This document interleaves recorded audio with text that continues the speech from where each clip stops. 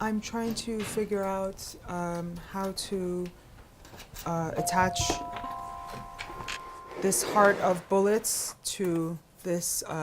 This is actually a military textile, but I've put a piece of wood inside of it, so it's like it's a transport bag. I was trying to keep it simple. I was gonna call it transport bag, because bullets are also being transported, and this idea of transporting things that are not what they appear to be. But now I'm at the title, I Want to Shelter You, because it's this idea that, you know, we go into these countries and we think we're gonna, with this idea, with this context of sheltering and saving and helping, and it's really something completely different.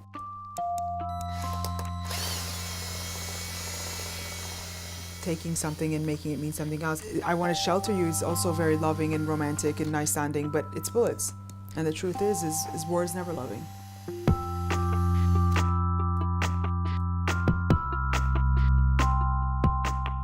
I think since I was like 5 years old, I've been collecting things, sticking things together, making things. I also have this obsession with wanting to hold things together. Like I have this feeling like, I think my history, my background, and my family, that things are like coming apart, things are falling apart. So, but it's always about putting things together, holding things together so they don't fall apart.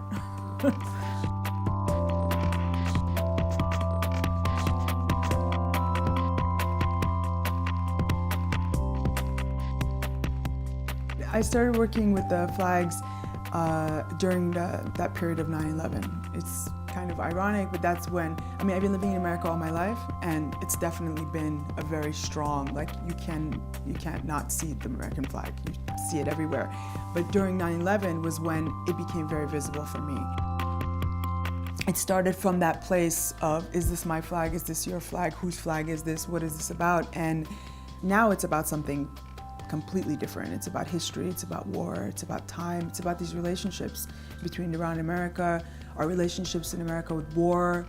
It's just colors, it's objects. And that's another reason I started working, because I was just questioning, like, how is this like piece of fabric representing so much? So it's not necessarily that the actual flag is a symbol of nationalistic violence. It's what we make it mean, and the feelings and ideas that we attach to it so strongly, and that we value it more than human life. And also the American flag is a very iconic, strong thing. So whatever you put on top of it, the first thing you see is the flag. You know what I mean? It's not a clean white background. There's always an already set conversation there. You know, you're not starting off fresh. So the tarps and the army backgrounds are almost like a clean slate for me to start a new conversation.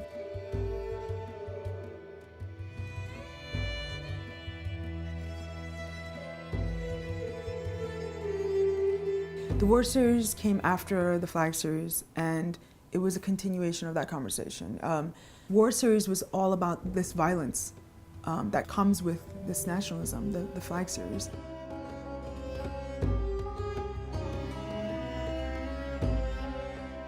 What I was starting to focus on is soldiers and PTSD and people coming back, losing arms and limbs. I started collecting prosthetics, and this conversation of pain and violence became so loud, especially in living in the US in that time period. And I just started collecting objects of war and piecing them together. One of the last pieces for the War series was a stretcher, and it was a bleeding world on the stretcher. And it was all about, and it was the world turned backwards, actually attacking itself.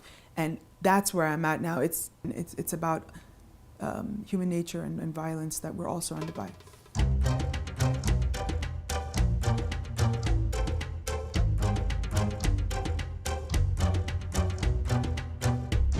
The photography was a very random period in my life. I was traveling around Iran, dealing with a lot of culture shock, and sorting that out in my mind. The series Love Arrived and How Red, I believe it was around 2008. It was a reflection of this kind of, I guess, transition that I was going through.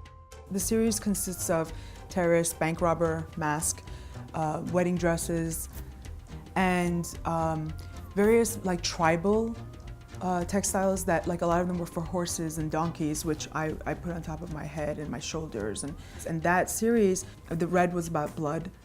It was about this idea of like love, whether it's love of country or love of two people. And I was going through a very painful love, a love that was, it was aggressive, and it was a lot of violence and pain. And I was thinking of my relationship with Iran and me coming home, and that the difficulties I had and the challenges and the pain that I was going through being there and trying to stay there when I had no business being there, and then coming back to America. And it was a lot about my relationships with love. So I think it was just due to my circumstances, because as soon as I got here and I was able to have a studio, have a space, find a foundry, I wanted to do sculpture. Like, I never did photography again once I stopped going back to Iran.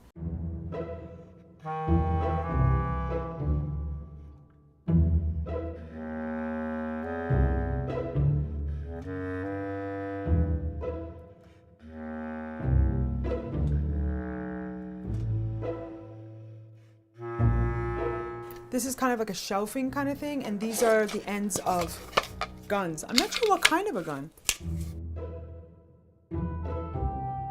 This piece is like too early, because at first it had legs. It had like these like really heavy duty German prosthetic legs, and it was becoming a person. It was going to be called Victor, and it had a head, and it was going to become a person. And then now it's coming to pieces, and now we're trying to figure out how to put it back together. I like this idea of things being cut, and the butts of guns, and the shelving, and like putting things in their place and things like that. But I'm not sure how. It still has a long way to go.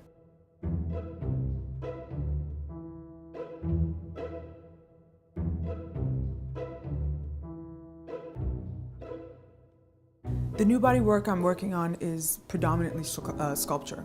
I continued with the found objects, but the objects changed. A lot of like wood and metals. One very strong topic was the laborer, the worker, working class, living wage. And I started collecting, a lot of like metals, a lot of tools, a lot of machinery. I was also very affected by the idea of prison and prison system, and how America has the most prisoners in the world, and ideas about keeping people in cages and keeping people in solitary for unlimited amount of time. So I started working with a lot of chains.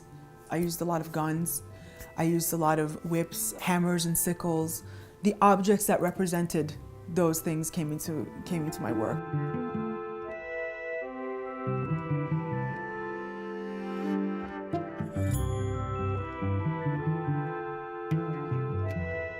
Initially, I found a foundry, and I started welding and casting various body parts. It was immediately my hand and my feet. I would cast them in bronze and heavy materials and put tools in them. And it was a continuation also of the prosthetics with the soldiers and these like cut off hands and feet.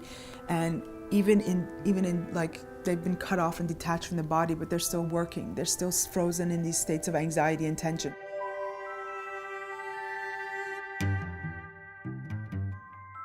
The tools are actually also, a lot of them, it's about this idea of control, a lot of ideas of control, that even our tolerance, even our levels of pain, everything is controlled.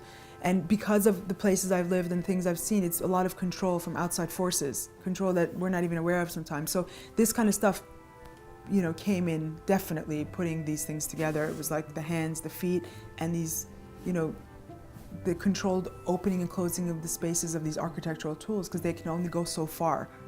So that's why they came together.